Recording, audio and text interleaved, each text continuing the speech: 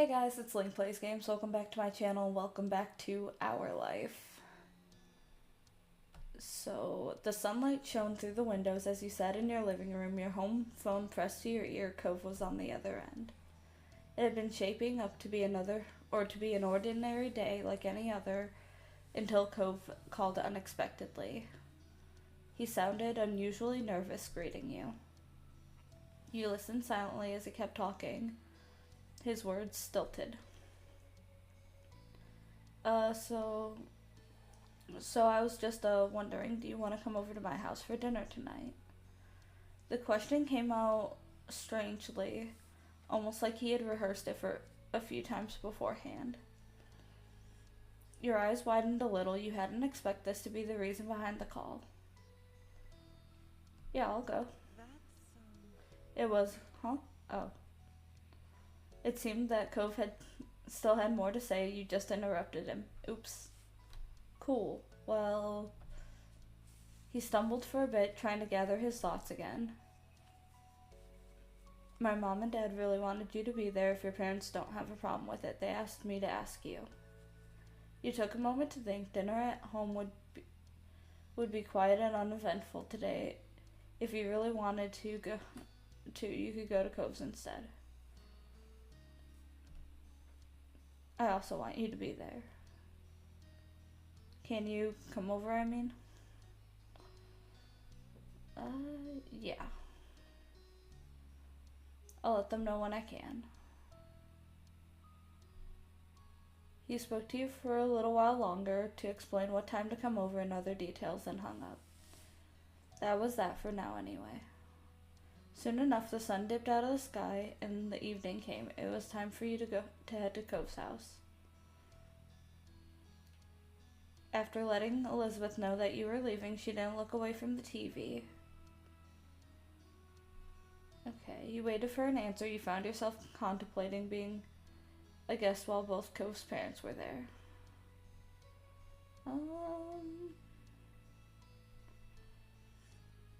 We'll say exciting. You didn't get too much time with your thoughts, though. The door opened soon enough. Cove's mom, Kira, stood in the frame, smiling warmly at you. Come on. Welcome, please come on in. She opened the door wider and moved to make room. You stepped inside, allowing her to shut it behind you. Thanks so much for coming over. I know it's kind of last second. Of course. Just make yourself at home. It's not my home, but I've been given permission to say that. I love Cliff. He is such a mess. He is chaotic good. But I feel like Kira is as well. But Cliff is just the epitome of chaotic good, you know? You jerked your head towards the sound of Mr. Holden's voice. He waved at you briefly from the kitchen, with his back turned and a large spoon in hand. I hope you're hungry, because I'm whipping up a lot of tasty stuff. True to his word, you heard something sizzling on the stove. You closed your eyes and inhaled. It smelled spicy. It smelled spicy and savory.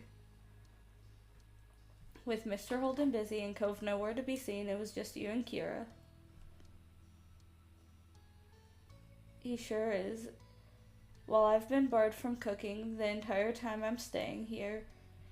Can you believe that? She nudged you with an elbow. Mr. Holden scoffed good-naturedly, then spoke from over his shoulder. You're on vacation. You need to accept that already. I'm glad they're civil. I truthfully don't think I could place my parents all in the same room together. I wouldn't want to. People still cook when they're on vacation. Everyone's gotta eat. It's not like I'm some celebrity who can go out for every meal or hire a private chef. Sorry. Well, in this house, you're a VIP. See, that... Interactions like this make you question what happened. Because, like, they're getting along so well, apparently. I guess they're just better friends than together. She smiled and shook her head quietly, then she turned to face you once more. Well, Sorry about that. Here I was trying to strike up a conversation with you, and Cliff just had to butt in. I don't butt in. She eyed him, chuckling in disbelief. He wasn't exactly disproving her point with that. She leaned over to whisper to you. It's okay, he likes to be included. But since Clifford insisted on cooking all by himself, he'll have to wait. The two of us can chat. so? How are you doing? I'm good. She opened her mouth to say something more, but some lightly pounding footsteps caught your attention.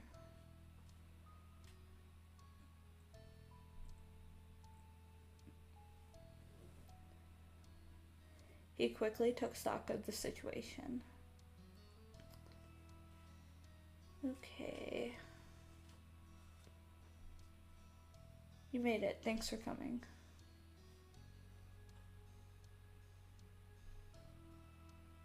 You doing okay? He didn't sound convincing at all. You narrowed your eyes suspiciously, but didn't call him out on it. If you could talk to him alone tonight, maybe you'd ask him what's going on then. Cove noticed their stares too, meeting them with narrowed eyes. Are we having dinner now? Not yet. I'm still cooking. Alright, I'm gonna go back to my room. As he turned to leave, he bent his head to the side to face you. You coming? The question was quiet, but you heard it clearly. You smiled, pleased that he had asked. Cove turned fully and made his way down the hall. Have fun. We'll call you when food's ready to go. With that, you followed after Cove. The two of you made your way down the hall.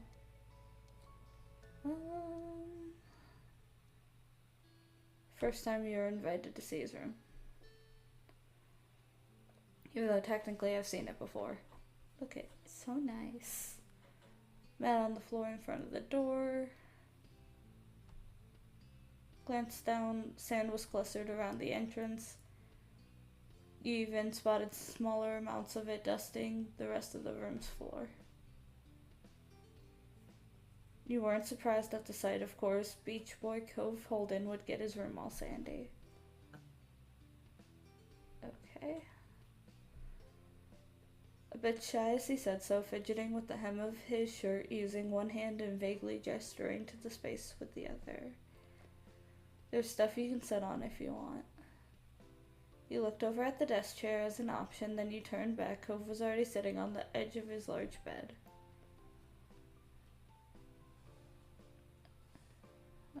Thanks for letting me come over. You furrowed your brows at his shifty reaction to everything, but you could tell he wasn't in the mood to talk about it right now. Sit next to Cove. As soon as you sat next to him, Cove grew tense. His back went stiff and he ducked his head away. He tried to hide a trembling smile. Oh my god. He said it under his breath as if he didn't want you to hear. You obviously didn't easily since you were right beside him.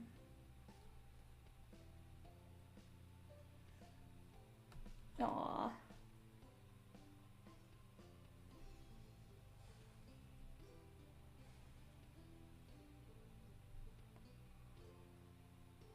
So sweet. What? Clearly he hadn't expected the compliment. That's... He searched for something more to say. Did you see my fish? I've got some in a tank right there. Okay. He was trying pretty poorly to change the topic. That much was clear. You decided to show him mercy and allowed it. You started to watch the bright fish swim. There was a bunch of them floating to and fro in the open space. How long have you had those fish? Yes. I guess it's been years now. You peered carefully into the tank. The fish looked to be doing well. He must take good care of them. Most of them were small, but there was one especially big one. What are their names? I don't name them. Well, not really. You lifted your eyebrow at that. He continued the explanation sheepishly. I mostly call them things based on what they look like. I've had a lot of fish and I'm not really good at coming up with names. Relatable. You didn't have any pets, but you always had trouble naming your stuffed animals or whatever else. It was such a hard choice. I didn't. I remember as a kid, I had like specific names for each Barbie I had. And then I would get mad at my siblings if they would like try to play with my Barbie and give it a different name than the one I gave it. And like my sister could always like choose a different name every time we play. And she like never remembered the names for her Barbies. But I was like, no, that one's so and so. And I'd get like so bent out of shape of her coming up with some random preposterous name. And I was like, no, that is Cleo or that is so and so. I don't know why I vividly remember having one that I named Cleo. I was obsessed with H2O. Sorry. A couple of them have other type of names. My dad named her Dreamcatcher, and that one's Mark. Mom came up with that one. Why Mark? You got Dreamcatcher, which is... Honestly, I'm surprised Kira didn't come up with that. But also, it does seem like a Cliff type of thing. But Mark? I couldn't... Why? Okay.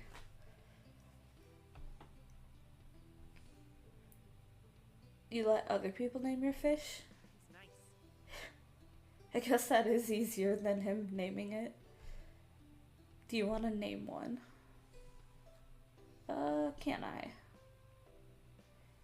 His smile grew a little at your interest. Sure.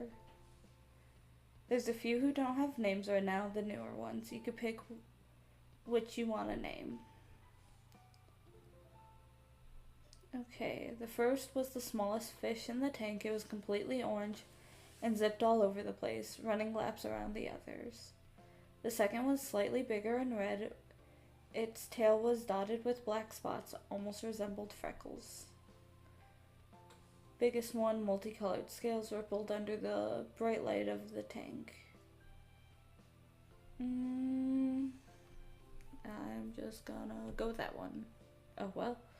1, 2, 1, 2, 1, 2. Medium. You watched as the fish you chose closely, or you watched the fish you chose closely. As you did, a name eventually came to you.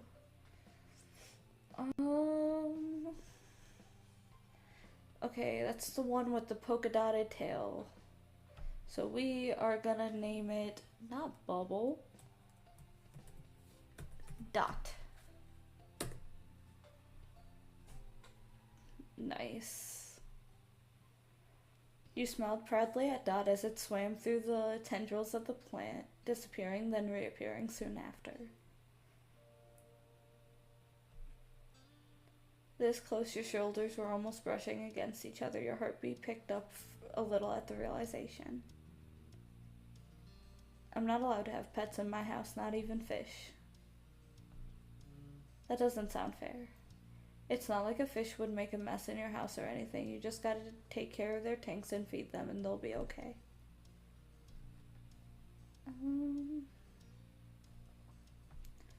I get it. They don't want to worry about more lives than the 2 they're already raising. That's what they say about it. Never thought of it like that before. Your current conversation brought to mind a memory from years ago. You launched into it without any warning, earning you a brief, confused look from Cove. One time Elizabeth, came back from playing at the beach and just shut herself in her room. She only came down for food, and then she ran back upstairs straight after. It was kind of weird, and my moms didn't think much of it at first, though. But then that night, Mom went to her room to say goodnight and started screaming. Lizzie had this huge lizard in her arms. A lizard? Where'd that come from? Elizabeth said she saw it half buried in the sand and didn't know what it was, then she pulled it out and got the answer. So she brought it home. She hid the lizard in her room for most of the day because she wanted to keep it.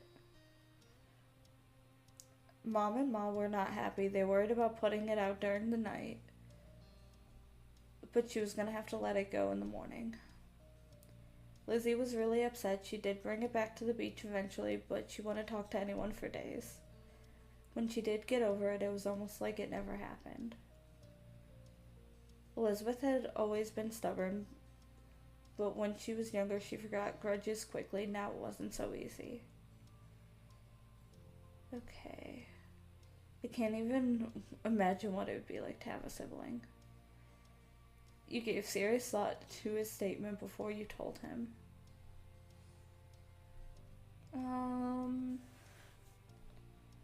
You're lucky to be an only child. As a one of technically 7,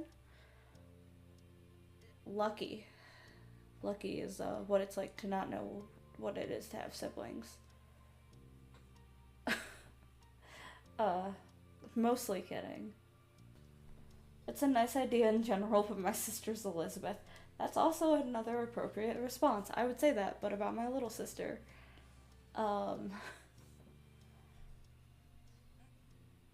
There are ups and downs. It's fun to have her there when she wants to be there. But now Elizabeth barely feels like hanging out with me. Cool. That's interesting. I think your family's cool. Okay.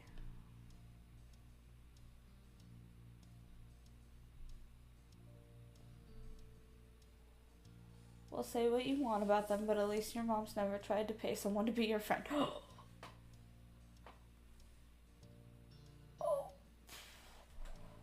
Wow, okay. We just went there, didn't we? We can't let poor Cove know what Cliff had done a long time ago. He probably still didn't know what happened.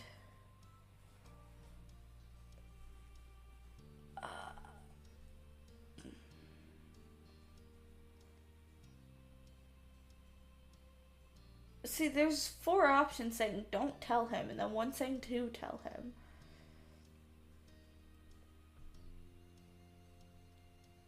Secrets were meant to be kept. Time passed, but you didn't really notice the 2 of you were busy making plans for the rest of the summer and chatting about your respective days. Okay. Time for dinner. Cove watched the firmly shut door that he had locked behind had been locked behind for most of the night. He didn't make a move to get up from the bed.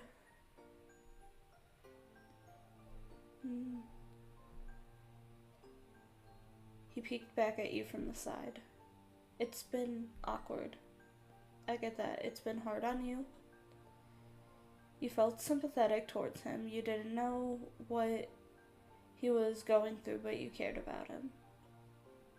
Okay. Now would be as good a time as any to ask him why his parents so suddenly wanted you to come over.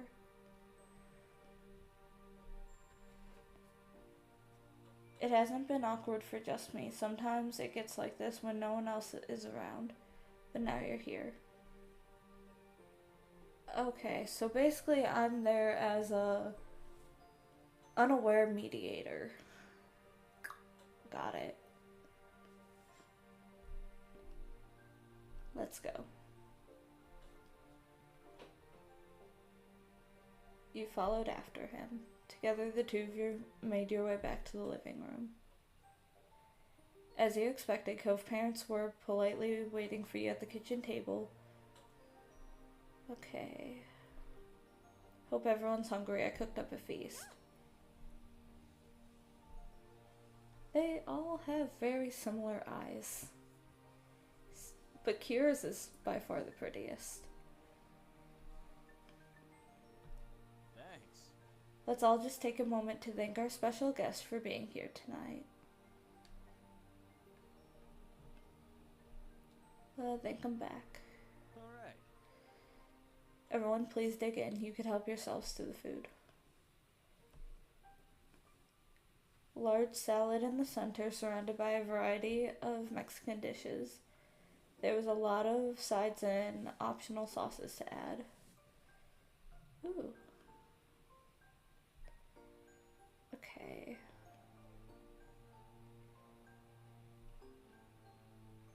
Could you please pass the salsa verde?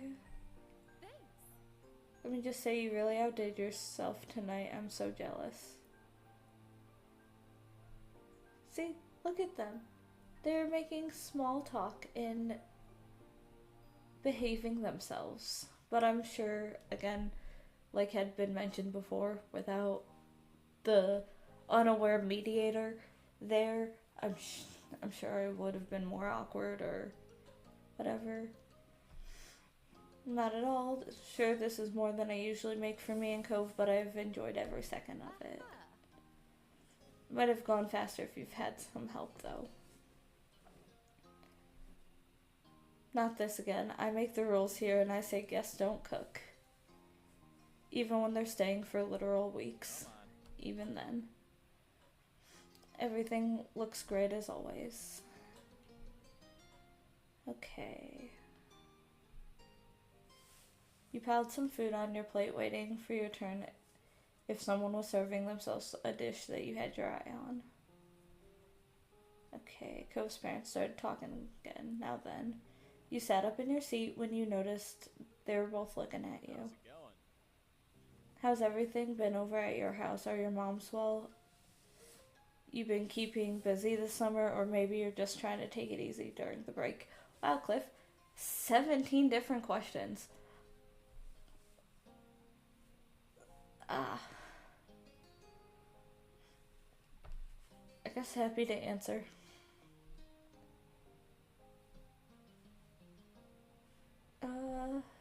Explained how the parents are. I'll have to congratulate her when I see her.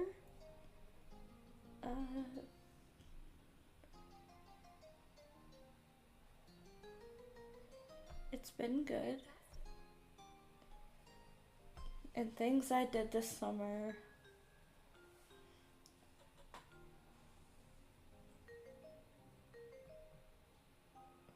I'm not sure where to start, so much has happened. You should know what I've been up to since it has included your family. So much. You're keeping yourself busy. I could learn a thing or two from you. Okay.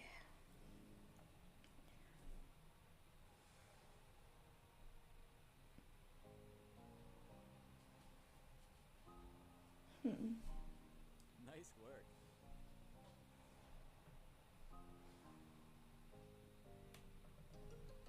Just a hobby. Nothing wrong with that. It's a good thing to do, even just for fun. Everyone needs a hobby. I've been thinking of picking up wood carving myself. Cove's parents were definitely the encouraging type, but you could already tell that much about them. Okay. You noted, not for the first time, that Cove's parents were the ones guiding the conversation. You wondered if you should break the silence this time.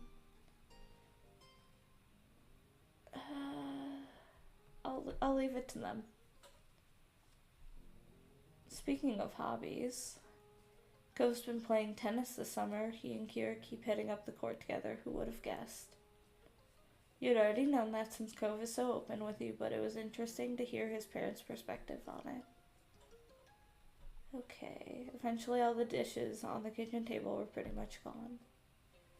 Kira set down her fork and rested her arms at her sides, letting loose a satisfied sigh. Her plate was completely empty. Mr. Holden was like a flower soaking up the rays of the sun. He beamed, flattered by the praise.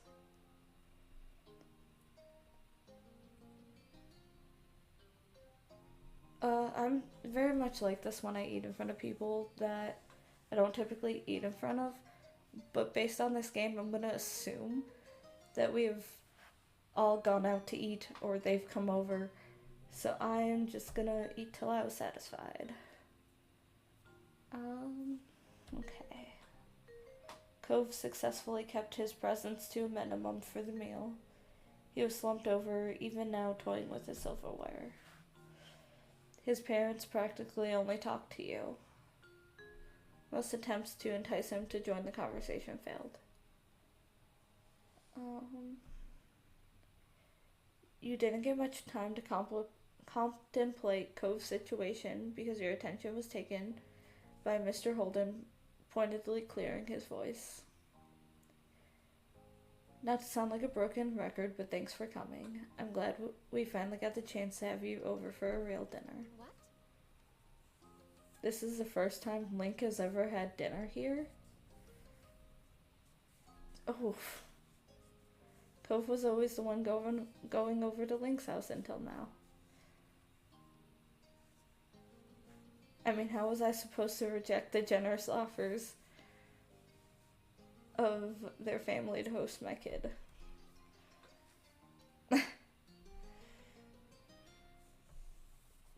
This guy, honestly.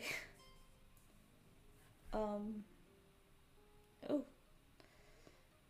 His small sound being more than enough to get focus on him after his silence. By now he'd stopped fiddling with his fork. I mean...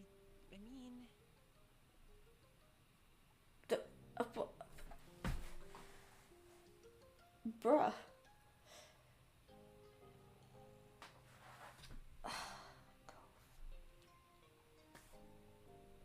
Okay. If you're cool with that.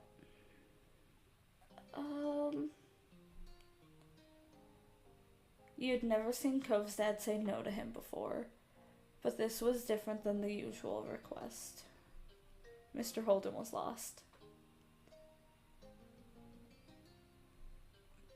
She glanced at you before leaning in, bringing a hand up in front of their faces. The two adults whispered seriously to each other.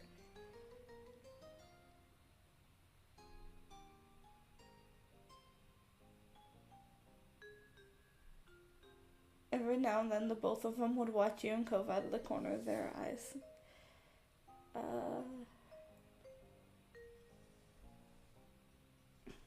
Looked like a sports team having a private huddle.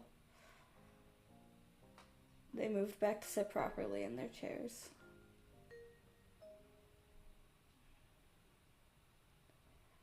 Think that should be fine, but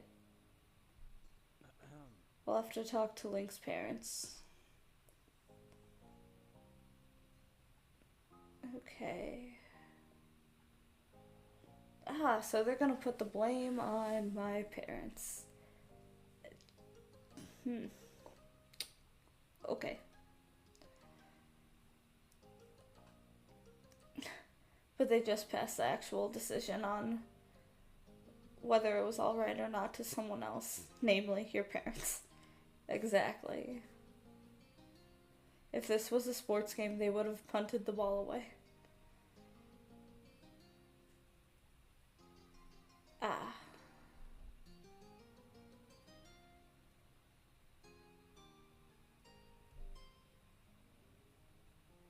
I'm still here right now, aren't I? Things will work out somehow.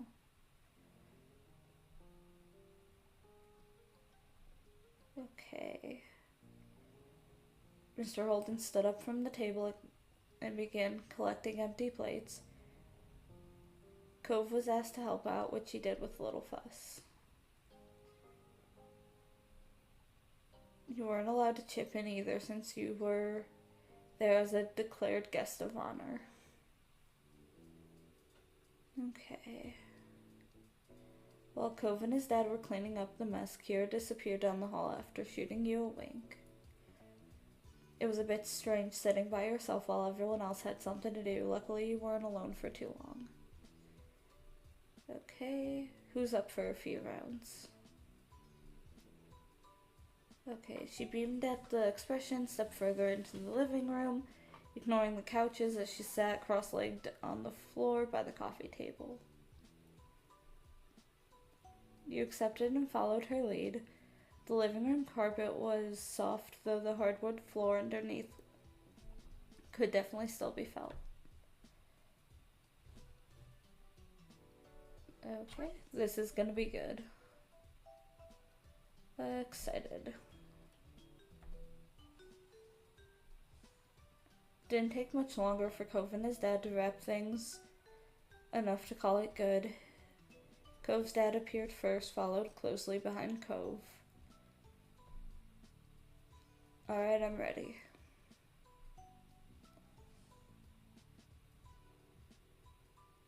He went straight down the hall instead without even a word. You stared on confused as he disappeared through his bedroom door.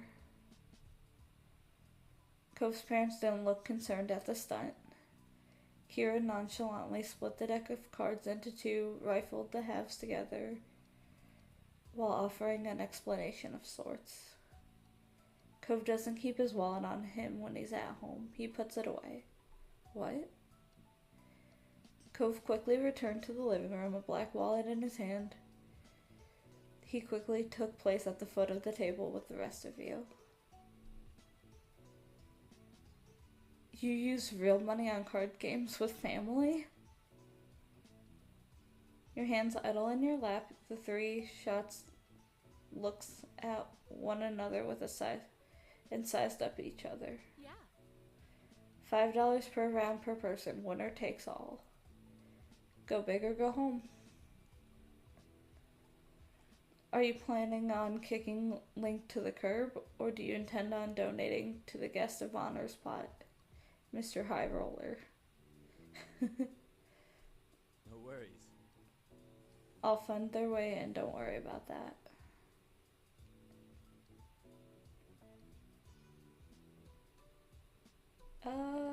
Joke about shouldn't be so confident. Are you sure adding me could be spelling your doom?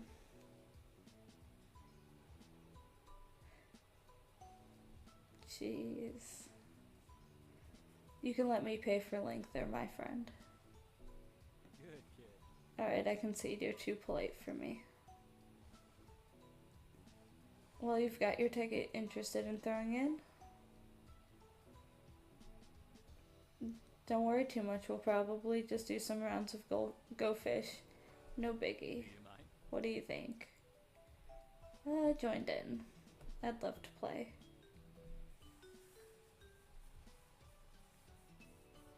Good at goldfish. Usually won when you played with your own family, to the point Elizabeth refused to play that game with you anymore.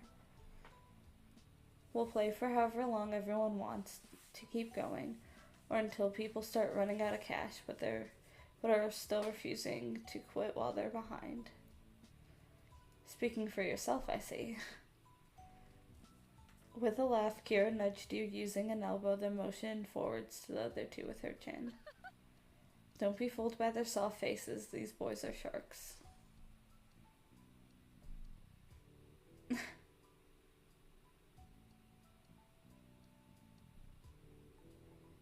Perhaps they've been a fit for him in ways you didn't know of. There we go.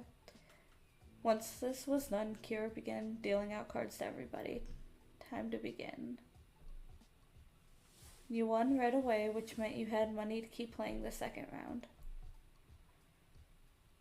Though you better keep those wits about you for the next round, though.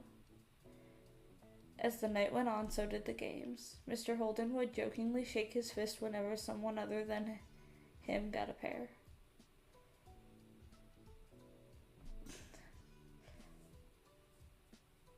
Most of the time, you even spotted a smile on his lips. You won quite a few games. To your delight, you had a hefty money pile on your side of the table. You must regret paying Lynk's way in now, huh? No way. Lynk might be beating me, but they're also beating you too. You grinned at him, touched by his speedy comeback. It became clear where the money went in from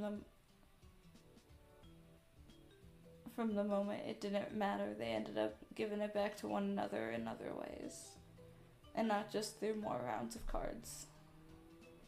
You sat back looking over the scene. A tiny smile grew on your face. Cove's family was pretty cool, you thought. You're glad you got this chance to come over and spend time with the three of them. Oh, well, that was cute. And I'm gonna end this video here. Thank you guys so much for watching, and I will see you in the next video. Bye, guys.